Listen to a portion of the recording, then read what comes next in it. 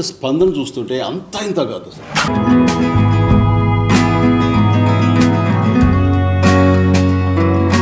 ఏదో first release లాగా ఉంది. కరెక్ట్. అప్పుడు పెద్దవాళ్ళు చూశారు, వాళ్ళ పిల్లలు మా నాన్న ఇందిరా చాలా బాగుంటుందని చెప్పారు, బట్ ఇంతకంటే బ్రహ్మాండంగా ఉంది ఇందిరా. వీరశంకర్ రెడ్డి అనగానే ఒక ట్రాలీ చేసాం. ఈ రికార్డింగ్ అసలు మనకు ఒళ్ళు దళదరిస్తుంది, అట్లా ఉంటుంది. అప్పుడు ఎక్స్ట్రాడినరీగా చెప్పారు. అంటే అలాంటి స్పేసెస్ కానీ నువ్వు ఊహించకపోతే అది ఇచ్చేవారు కాదు, ఆ స్పేస్ ఇవ్వకపోతే ఆయన కొట్టేవాడు కాదు, ఈ రోజున మాట్లాడుకునేవాళ్ళం కూడా. అట్లా పిల్లలు అప్పుడు మా నాన్నతో మేము సినిమా చూసాం, ఇప్పుడు మా పిల్లలతో మేము సినిమా చూస్తున్నాం.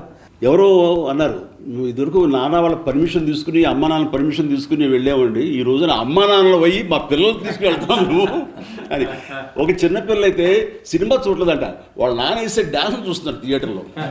ఇది నాన్నకి ఏం పోయేగానే వచ్చిందమ్మా ఇలా డ్యాన్స్ చేస్తాడు, మోకాళ్ళు ఒకట్లేదు, దాయి దమ్మకి ఏదో స్టెప్ ఏంటో చెప్పేసి.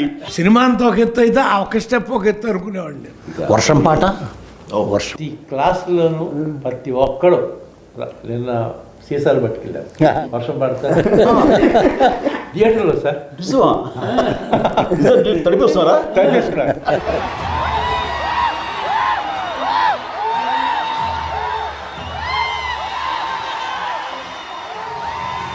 ముఖ్యంగా ఆ జడతో నా మనసు కాయ జడ లేదు అనే ఎక్స్ప్రెషన్ ఇస్తూ ఆ మూమెంట్ చేస్తూ కాదు మరి జడ మల్లెపూలు అని కుదరదా, ఏదో ఆ డ్రెస్ ఏదో. సో మీరు రాసిన దానికి జస్టిఫికేషన్ ఇవ్వాలి అంటే, నేను ఆసుగా హీరో పాడేశాడు, జడ టచ్ చేద్దామంటే జడలేదు అక్కడ. ఫన్ తోటి మీరు తప్పుని సరిదిద్దారు. నాకు మరీ అన్న బంబంబోలే సాంగ్లో నేను నిన్న ఎక్కడ ఇంటర్వ్యూ చెప్తాను, నేను కూడా చిన్న డ్యాన్స్ మూమెంట్ గోపాల్ డాన్స్ వచ్చాడా? ఏంటంటే అన్న, మీరు ఆ టీషర్ట్ ఈ మధ్యలో పెట్టుకొని ఇలా ఇలా పెట్టుకొని ఆ బంబంబోలే మాత్రం అది జీవితాన్ని జన్మకి ఒక పాట అంటారు, అలాంటిది నాకు ఆ రిథమ్. ఈ మధ్య విశ్వంబర్కి మేము బెంగళూరు వెళ్ళాం కంపోజ్కి, కీరవాణి గారితో. వెళ్ళిన తర్వాత ఒక భక్తి సాంగ్ ఏదో కావాల్సి వస్తే బంబంబోలే లాంటి సౌండింగ్, బంబంబోలే లాంటి ఒక వైబ్రెంట్ సౌండింగ్ తోటి కావాలని విశ్వంబర్ డైరెక్టర్ బై సిస్టర్ పట్టుబట్టి ఇస్తానయా నీకు అని కీరవాణి గారు చతుర్థంగా ఇచ్చారు. రాముడు అది చూడబోతున్నాం. మనకి సౌత్కి హిందీ మార్కెట్ గేట్ ఓపెన్ చేసిన సినిమా ఈ ఇంద్రా ద టైగర్ అనే పేరుతోటి. అది ఎక్స్ట్రా ఒక మనకి ఇన్కమ్ అయిపోయింది తెలుగు సినిమాలకి. దానికి నాంది పలికింది ఇంద్రా ద టైగర్. కథ, మాటలు, పాటలు, దర్శకత్వం, ఈ నాలుగింటికి 4 పాతిక ఇస్తామండి సినిమాకి. కానీ ఈ మీ దగ్గరికి వచ్చేసరికి ఇవి మేము సగం అయితే మాకు సగం అంతే అంతే. మీ గురించి ఒక మాట చెప్తా. మీరు ఖైదీ సినిమాలో వస్తుంటారు బ్రిడ్జి మీద, ఎక్కడికి వెళ్తూనే ఉంటాడు అంటే కోటిపల్లి ఓహో అని వెళ్ళిపోతుంటాడు. కానీ మీరు షిఫ్ట్ అవుతారు, ఏంటి కొండపల్లి వెళ్తాడు, ఎక్కడికి వెళ్తున్నాడు అంటే మనసు మార్చుకున్నాం. అట్లా మీరు ఇండస్ట్రీకి నటుడిగా వచ్చారు, కానీ మనసు మార్చుకుని మహానటుడు అయ్యారు.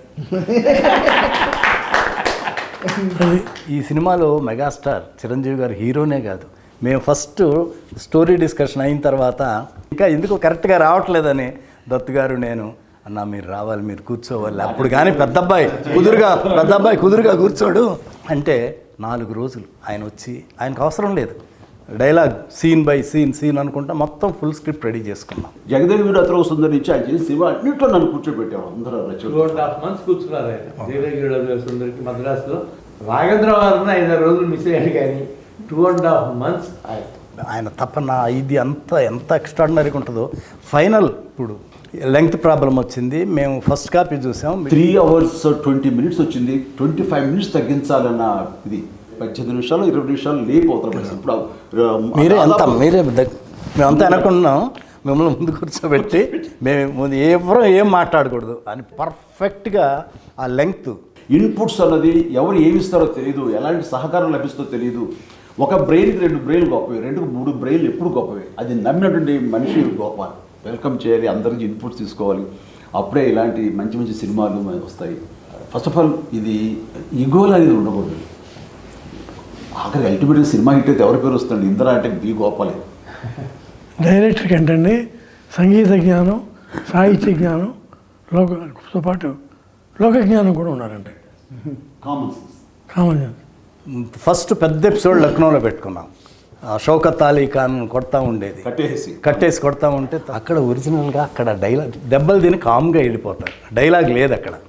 అప్పుడు చిరంజీవి గారు వచ్చి గోపాల్ ఇక్కడ దెబ్బలు తిని కామ్గా వెళ్ళిపోతున్నాను, ఏదన్నా డైలాగ్ ఉంటే బాగుంటుంది, ఒకసారి గోపాలకృష్ణతో మాట్లాడదామా అన్నారు. ఆయనేమో హైదరాబాద్లో ఉన్నారు. అప్పుడు చెప్పారు గోపాలకృష్ణ గారు, చిరంజీవి గారికి ఇది ఫోన్ ఇచ్చాను, తప్పు నా వైపు ఉంది కాబట్టి తలదించుకొని ఆ డైలాగు లేకపోతే ఆ సీను అంత గొప్పగా ఉండదు.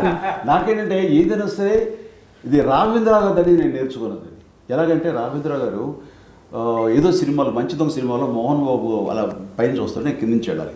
అయిన తర్వాత ఫ్రేమ్ పెడుతుంటే ఆయనకి ఎక్కట్లేదు, ఎందుకంటే నేను డౌన్లో ఉండి హీరో ఆడాడు, మోహన్ బాబు క్యారెక్టర్ పైన ఉంటుంది. ఆయనకి నచ్చలేదు. బాబాయ్ నువ్వు అలా 2-3 స్టెప్స్ ఎక్కి రివర్స్ తిరుగు, తను కిందకి దిగి వస్తాను. ఎందుకు అట్లా ఇల్లాజికల్గా ఉంటుంది కదంటే, బాబాయ్ నా హీరో ఎప్పుడు టాప్, హీరోది పై చేయిగా ఉండాలి, తగ్గడానికి వీలేదు. ఓ జనం అది ఎక్స్పెక్ట్ చేస్తారా, మాస్ అలా ఉంటుందని నేను అక్కడ ఒక లెసన్ నేర్చుకున్నాను. చిరంజీవి గారి ఎంత తపన పడిపోతారో మా టెక్నీషియన్స్ చూసుకోవటం కూడా అంత బ్రహ్మాండంగా చూసుకుంటాం. చిరంజీవి గారు, సొనాలి బింద్రే వీళ్ళందరూ పెళ్ళి వీళ్ళన్నింటికి వస్తారు తాంబూలాలు తీసుకొని. ఆ సీన్ ఏదో కరెక్ట్గా రావట్లా. ఈయనేమో వీళ్ళిద్దరు షిరిడి వెళ్ళాలంటే చిరంజీవి గారు చూడండి, గోపాలకృష్ణ గారు కొంచెం మీరు క్యాన్సిల్ చేసుకొని ఈ సీన్ బాగా చేసి వెళ్ళచ్చు కదంటే ఆగి ఆ సీన్ ఎక్స్ట్రాడినరీగా రాశారు. దానికి చిరంజీవి గారు వెంటనే ఒక బ్రహ్మాండమైన సెల్ ఫోన్, అప్పట్లో కాస్ట్లీ సెల్ ఫోన్, అప్పట్లోనే నాకు తెలిసి 60,000 70,000 ఎంత ఎక్కువ చాలా అవుతుంది, అది తీసుకొచ్చి వెంటనే సాయంత్రానికి గిఫ్ట్ ఇచ్చారు. ఆ సీన్ యాక్ట్ చేశాడు. అసలు ఎట్లుంటుంది, డ్యాన్సులు ఎంత అద్భుతంగా చేస్తారో. ఆ కండవ వేసుకుని ఆ సీన్ అన్నా నేను మిడ్ నైట్ 12ంటికి ఇప్పుడు ఎడిటింగ్ చేశాను. దత్తు గారు ఒక ఉండగా వచ్చారు, 12 o'clock వచ్చారు. చూపెట్టి గోపాల్ ఎక్స్ట్రాడినరీగా ఉంది, గోపాల్ బ్రహ్మాండంగా ఉంది ఈ సీను అని వెంటనే 12:30కి చిరంజీవి గారికి ఫోన్ చేశారు. ఫోన్ చేస్తే వదినమ్మ సురేఖ్ గారు ఫోన్ తీశారు. దత్తు గారు ఏంటి ఇప్పుడు చేశారు ఏంటంటే, లేదు నేను బాస్తో మాట్లాడాలి, పడుకొని ఉన్నారు, లేదు లేపండి మాట్లాడాలన్నారు.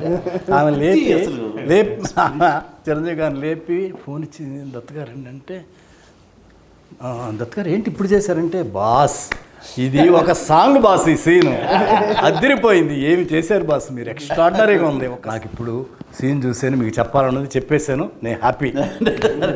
కమర్షియల్ సినిమాలకి ఈ ఇందులో ఒక నిఘంటువు, ఒక గైడ్ అండి అది అనుకోవచ్చు. అలాంటి ఇది టేకింగ్ వైజ్ కానీ కథనం కానీ డైరెక్ట్గా బి గోపాల్ కానీ కథ అందించినటువంటి మన చిన్ని కృష్ణ కానీ. నేను రచయితగా మాత్రం రాయలేదన్నా, ప్రమాణం పూర్తిగా చెప్తున్నాను, ఒక అన్నయ్యకి తమ్ముడుగా రాశాను అంతే అన్నా, అంతకంటే చిరంజీవి గారు లేకపోతే అసలు అశ్విని దత్తు ఈ ఇండస్ట్రీకి వచ్చి ఏమి చేశాడంటే ఏమి చేయలేదనే అర్థం వస్తుంది. జగదేకవీరుడు, చూడాలనుంది, ఇంద్ర, ఇలా చెప్పుకుంటూ పోతే అన్నీ గొప్ప సినిమాలే. చిరంజీవి గారికి ఏమిచ్చి రుణం తీసుకోవాలో నాకు అర్థం కాదు. నేను ఆ మాట మీరు పెద్ద మాట ఒప్పుకోరు సార్, మీరు డెఫినెట్గా మేము మీ రుణం తీర్చుకోవాలి. ఇందిరా 2 చేయాలని నేను నా కోరిక. డన్ బాబాయ్, డన్. చేయాలనే ఆలోచన ఉంది. ముందు చేశారు కాబట్టి దీనికి ఇందిరాకి ఒకటి, జగదేకవీరుడికి ఒకటి, 2 సీక్వెల్స్ వస్తాయి. ఇది నేను 100%